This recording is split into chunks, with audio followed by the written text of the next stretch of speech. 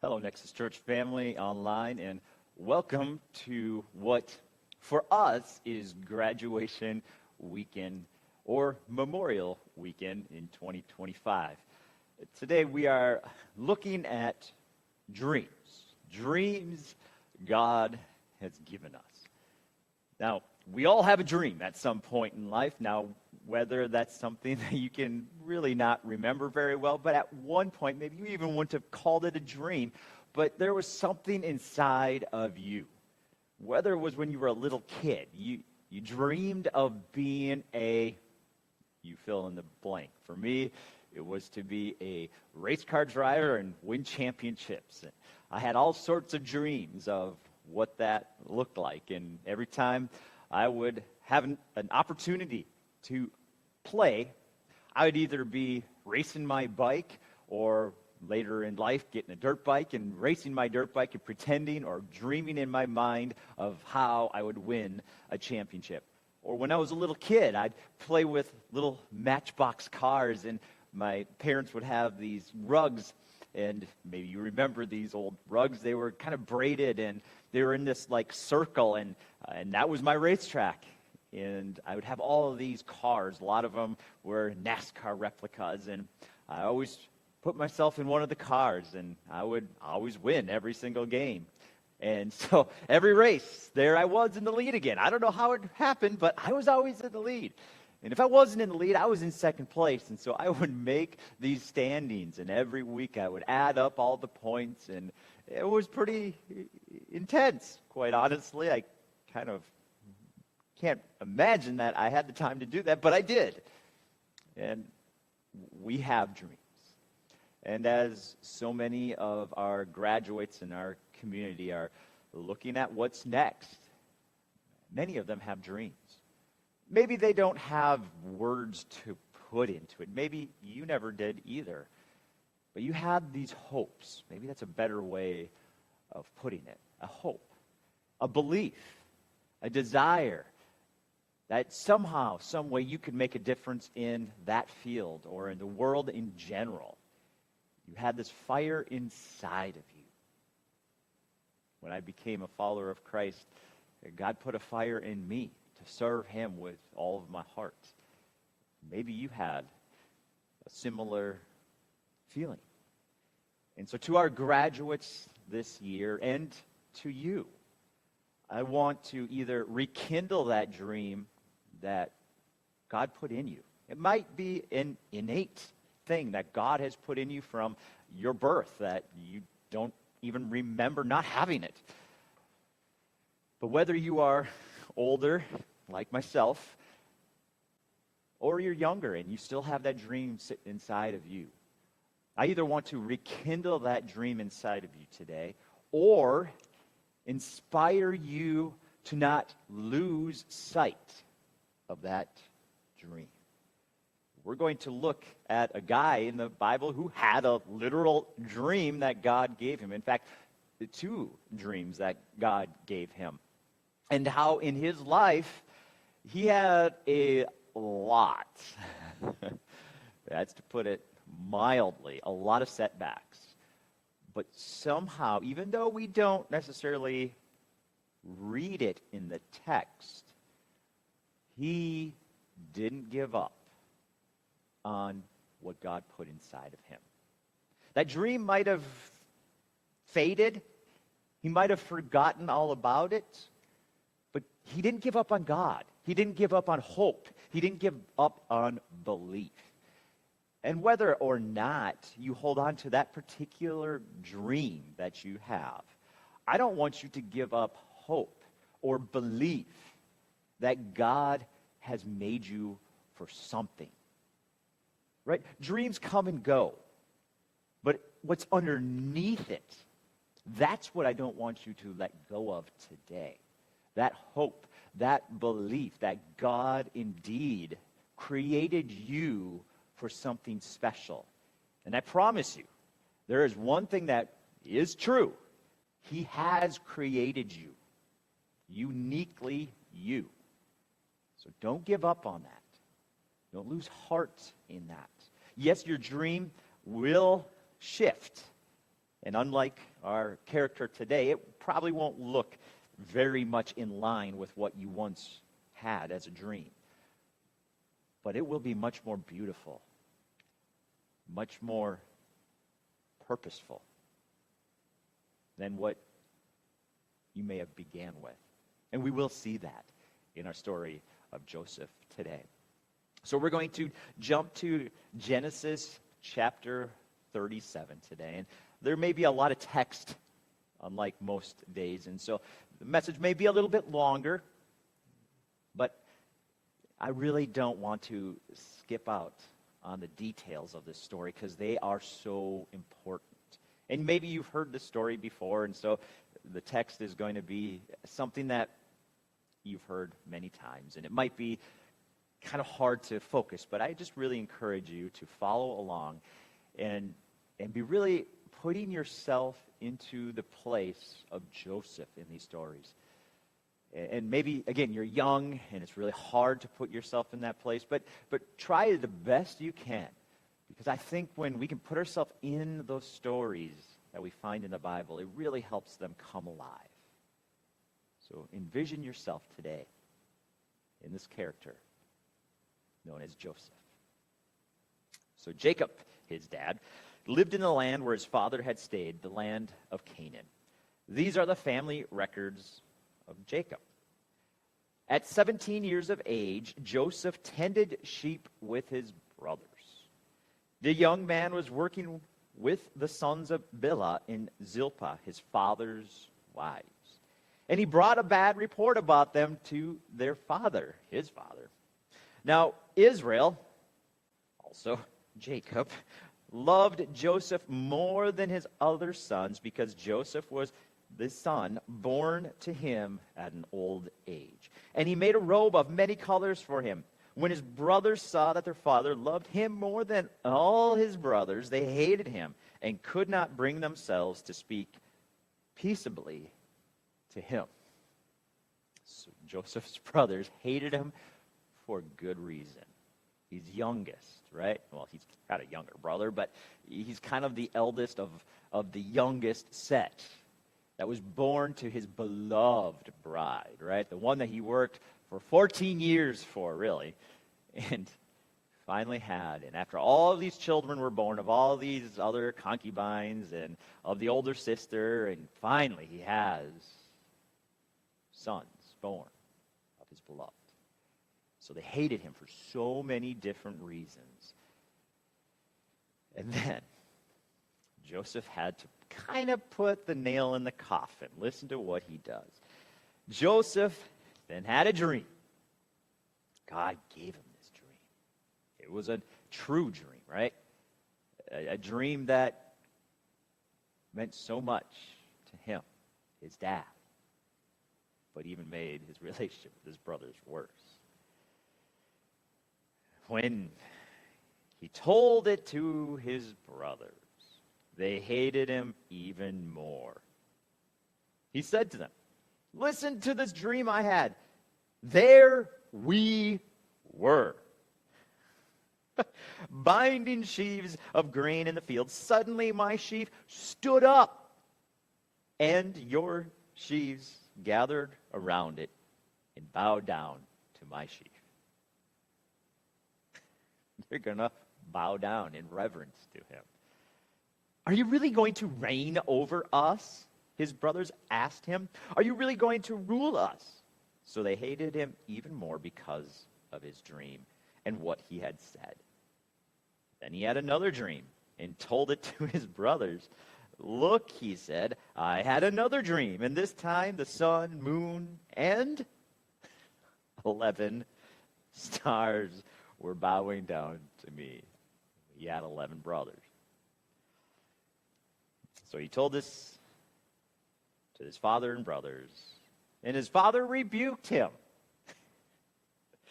Even his father, whom loved him a lot, rebuked him. And he said, "I and your mother and your brothers really going to come and bow down to the ground before you?" So his brothers were jealous of him, but his father kept the matter in mind. It's a good catch right there. Even though his father rebuked him and said, this is not the time, Joseph, he still knew that there was importance to this. Dreams don't come, especially in that culture, haphazardly. There was purpose to them. And so, though we don't look at dreams the same way today, at least in Christian circles, in that day, it was much like when God puts something in your heart. It was very similar to that for them, that you just know that there's a reason for this. Now, outside the Christian world, it's maybe called a gift or a talent or a skill set that you were given and that you just have. You know, you think of those really smart people that never study for a test. They make all of us who try really hard angry, right?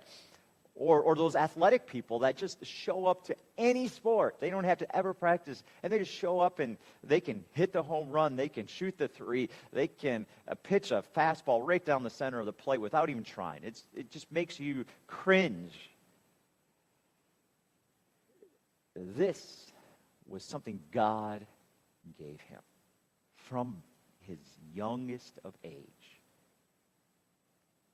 He had this gift to lead, to be the person that was the visionary, that could communicate clearly. He was also beloved by all, except for his brothers who were jealous of him. And so, unfortunately for him, he had to learn a lesson. Though he had this dream, this gift, this talent, this inkling that God put inside of him, that was birthed in him, that was birthed in you at one point. It needed to have character added to it. He needed to learn that he couldn't be boastful or proud. He needed to learn some lessons, and boy, did he ever. We're going to jump down to verse 23 in chapter 37. And so Joseph's brothers go off and they conspire. How can we get rid of this punk, right? We cannot take his boasting and our father bestowing all of these gifts upon him. We've had enough. This is not how it's supposed to be. The eldest is supposed to be the beloved, the one in our culture that is to get all of the gifts and praise. He's a nobody. So they conspire and they set a plot to kill him. In verse 23, we read, when Joseph came to his brothers, they stripped off Joseph's robe, the robe of many colors that he had on. Then they took him and threw him into the pit. The pit was empty, without water. They sat down to eat a meal, and when they looked up, there was a caravan of Ishmaelites coming from Gilead. Their camels were carrying aromatic gum, balsam, and resin, going down to Egypt. Judah said to his brothers, the oldest, what do we gain if we kill our brother and cover up his blood? Come on, let us sell him to the Ishmaelites and not lay a hand on him. For he is our brother, our own flesh. And his brothers agreed. When the Midianite traders passed by, his brothers pulled Joseph out of the pit and sold him for 20 pieces of silver to the Ishmaelites, who took Joseph to Egypt. And of course, it was there that Joseph was sold to the Egyptians. So Joseph spends time, gets sold off, and gets bought to be a slave in Egypt. Forgotten. The dream is crushed. Have you had that moment where your dream is crushed? You had all these beliefs, thoughts, ideas. Maybe you're young yet, and you just have your whole life ahead of you. I honestly don't know a person who hasn't had their dreams shifted. And what they once thought it would be, it's no longer seemingly possible. It gets shifted. And though at a young age and first few times your dreams kind of get sidestepped a little bit, you can kind of bounce off, right? You are resilient for a season. But I can imagine Joseph in this situation, like, I'm never going to see my brothers again. I'm never going to see my dad again. Like, it's over. I'm a slave now. I don't know anybody here. There's no way to get out. It's over. And so we jump forward just a few chapters to chapter 39, and we catch up with Joseph in verse 6. For now he is underneath this man, Potiphar, kind of an official in the Egyptian court system, if you will. He was, in some ways, a ruler, right? He had slaves, so he had pretty good wealth. And because Joseph was such an honest man, one who followed the rules, right? Like, you gotta give it to him, right? His dreams are thwarted. He has nothing. And so here he is as a slave, as low as you can get, right? He's doing everything he needs to do. That is asked upon him. Does it. He's practicing character. He is that volunteer who comes in and new to church, maybe, new to faith, and just has all this gusto and wants to serve and feels called by God.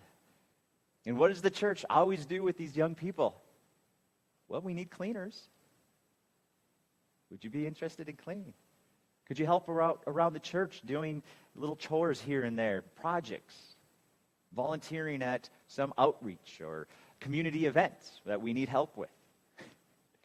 Starting at nothing, as a nobody. So many times people just ditch out, like, that's not what I was thinking. I know I went through that, right? As a young adult, pretty new to the faith, only 4 or 5 years in, getting asked to vacuum the church or sit and run the sound system.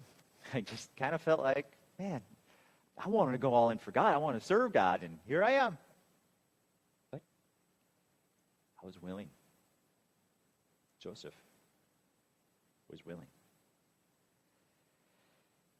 But as much as he served God, did everything that was asked of him, honest, worked to the extent of everything that was required of him, it didn't go very well for him when he was serving. Verse 4 of chapter 39, we read, Joseph found favor with his master and became his personal attendant. Potiphar also put him in charge of his household and placed all that he owned under his authority. Going great, right? He's doing everything he's supposed to. He's being legitimate, put in charge. But Joseph, being well-built and handsome, and after some time, Potiphar's wife, his master's wife, looked longingly at Joseph and said, "Sleep with me." But he refused. He could have easily taken the bait. He refused. And said to his master's wife, "With me here, my master does not concern himself with anything in his house, and he has put all that he owns under my authority. No one in this house is greater than I am. He has withheld nothing from me except you, because you are his wife. So how could I do this immense evil? And how could I sin against God, Yahweh, the one true God, the one that he served?" Although she spoke to Joseph day after day, he refused to go to bed with her. Now, one day he went into the house to do his work, and none of the household servants were there. She grabbed him, forced him, but he ran away. In fact, he ran so hard and so fast that he left his coat. And if you know the story, you know that the master comes back, Potiphar comes back, and she wrongly accuses Joseph of forcing her to sleep with him. And the next thing we read is Joseph in prison, in the darkest of dungeons. Like, you thought that it couldn't get any worse being sold into slavery. Now he's in a dark, dingy, rat-infested dungeon where the worst of the worst go. In fact, would be even considered more than the worst because he was a slave to begin with. So he wasn't one of the Egyptians being sent to prison. He was somebody taken, now in prison. But in verse 21, we read, the Lord was with Joseph. Though he gets wrongly accused and he gets thrown into prison, Joseph had God with him. And jumping down to chapter 40, we read in verse 5 that Joseph still held on to his dream. And when he had an opportunity, he still served God. He still was true to Yahweh because God was with him. So verse 5 of chapter 40, we read, the king of Egypt's cupbearer and baker, who were confined in the prison, each had a dream. Both had a dream on the same night, and each dream had its own meaning. When Joseph came to them in the morning, he saw that they looked distraught. So he asked Pharaoh's officials who were in custody with him in his master's house, why do you look so sad? We had dreams, they said to him, but there's no one to interpret them. So Joseph, sold into slavery, now unjustly put in prison. And he interprets these dreams. And he gives glory to God in the process. He's like, only God can interpret dreams. And he interpreted both dreams. And they turned out to be spot on. And then we read, 2 whole years go by. Both of the men promised that when they got out, they would remember Joseph and tell Pharaoh the king. Well, they didn't.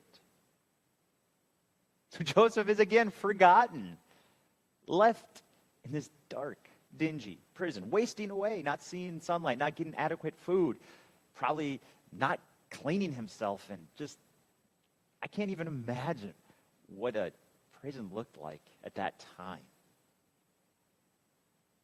But finally, we read that Joseph was remembered.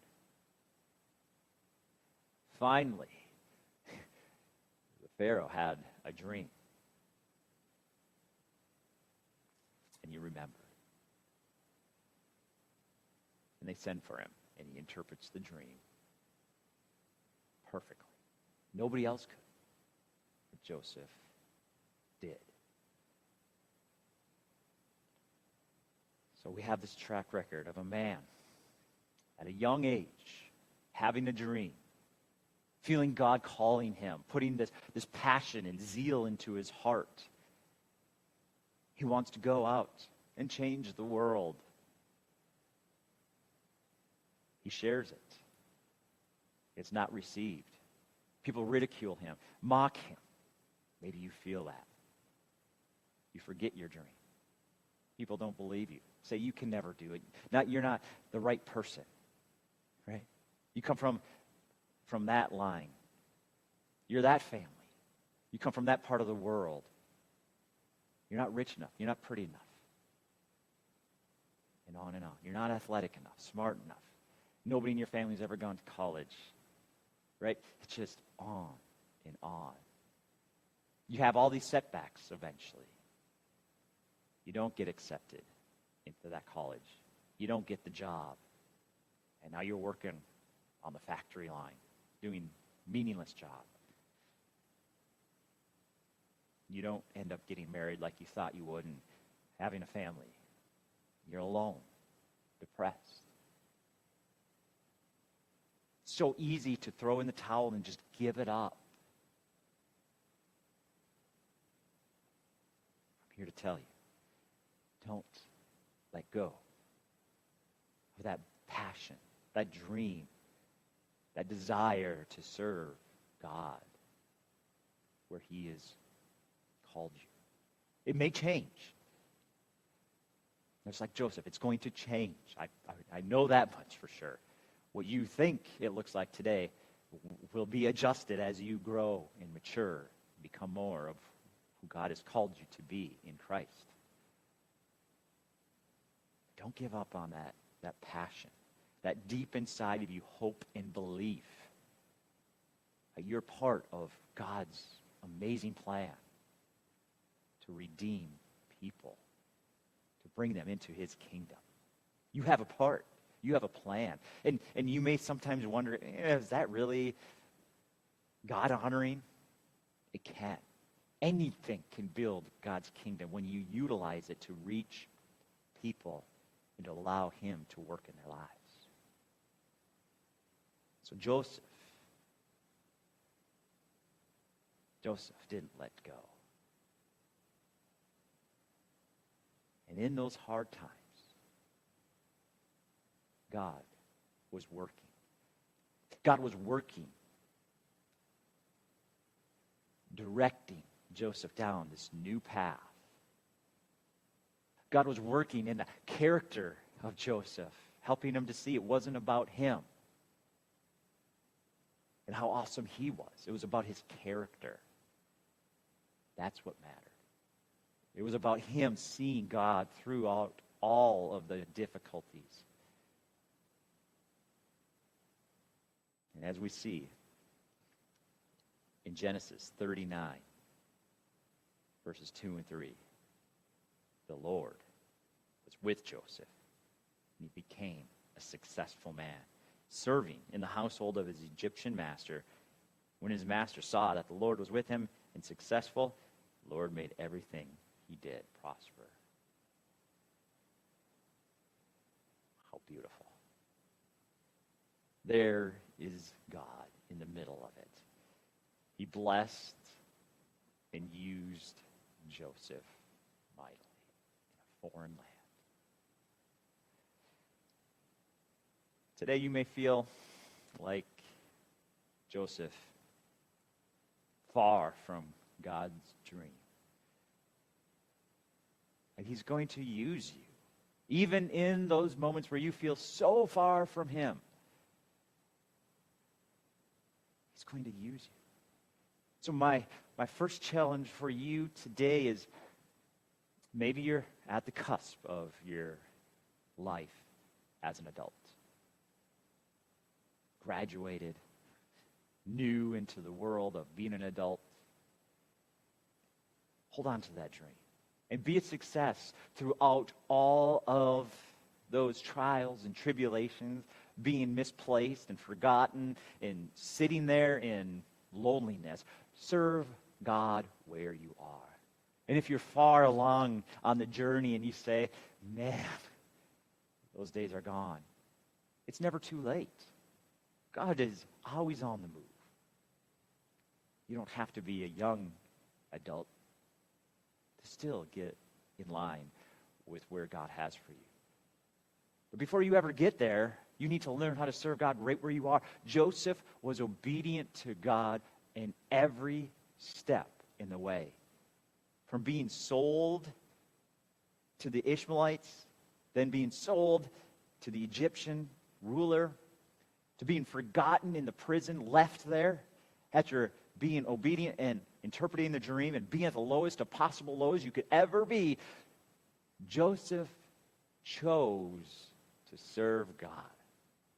I am sure, the Bible doesn't put it, but I am sure Joseph had a lot of mourning in that prison cell. I'm sure he questioned God a lot.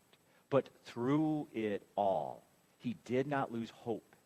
He did not lose hope. Why do we know he did not lose hope? Ultimately, because he didn't stop serving God.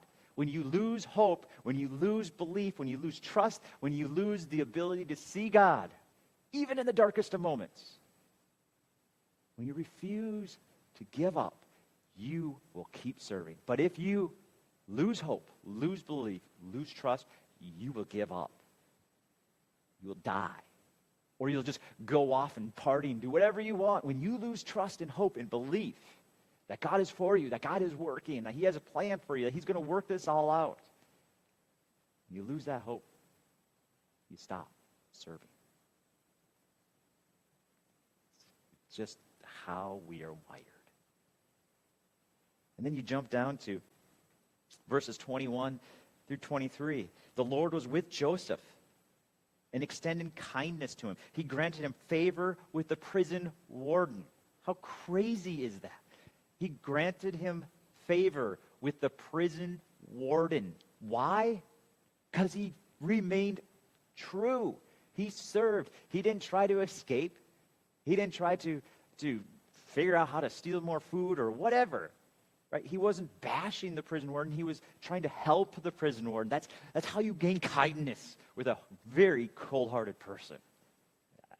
I don't know what kind of person says yes to being a prison warden, but they can't be a nice person, right? Not at that time, anyhow. He gained favor. The warden put all of the prisoners who were in prison under Joseph's authority, and he's responsible for everything that was done there. The warden did not bother with anything under Joseph's authority because the Lord was with him, and the Lord made everything he did successful. The Lord, because he stayed true to God. God is doing work right where you are, in the depths of where you are. He is molding your character. He's planning your steps. And though this isn't probably the plan that God wanted Joseph to have to go through, it was what he needed. And God used it. He is preparing you and your character to handle what he has called you to. I like how Abraham Lincoln put it. He said, if you want to test a man's character, give him power. Give him power. You know right away, right? Can he handle that? And if not, however much he can handle, that's where he begins. For some of us, we can only handle a little. Maybe that's all we ever get because we don't let our character be molded, be shaped. I don't know why or how. I'm not God by all means. But Joseph needed to go as far as a prison cell to work out all that was needed for him to be prepared for what God had for him. To fulfill the dream that God put in him. So if your dream is great, anticipate challenges to your character. Anticipate it. It will come. I don't know anybody whose character is fully prepared for the dream God has put in their heart, for the plans that he has for them. The further you go up, the more authority, if you want to call it, God gives you in his kingdom. The more you need to have that character refined. The higher you go up, the more you need to be like Christ in order to represent him and to build his kingdom.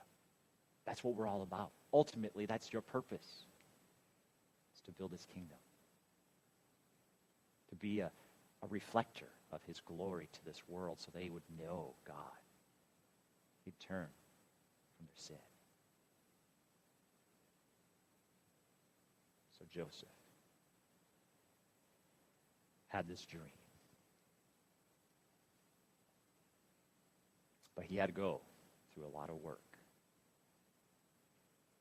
I don't want you to go through all of life bucking God in his desire to work and mold your character. Because so many people refuse. I know I have. I've refused to change. I'm the king of excuses, as the old saying goes, of why I don't want to do it. It's not easy. It's hard. I take the easy road all the time. And I don't say that with, like, I'm proud of it. It's just reality. I need my character to be changed in order to be where I need to be, to fulfill God's call that he's placed on me. Got a long ways to go if I want to end up where he's asked me to go. Don't be like that person who's at the end of their life and said, I had a dream once, and it died a long time ago. So don't let the process, the hard process, keep you from working toward your dream. It's not easy. Find that resilience. Find that character. Don't give up on serving God, even if you are in the depths of being as far away from that dream as you ever could imagine. So as we land this plane and find where we are, I just want to ask you the question, where are you today? Do you feel far from that dream that God birthed in you years ago? Or do you feel like you are in such a mess that you could never, in your wildest dreams, see yourself in that place, fulfilling the dream?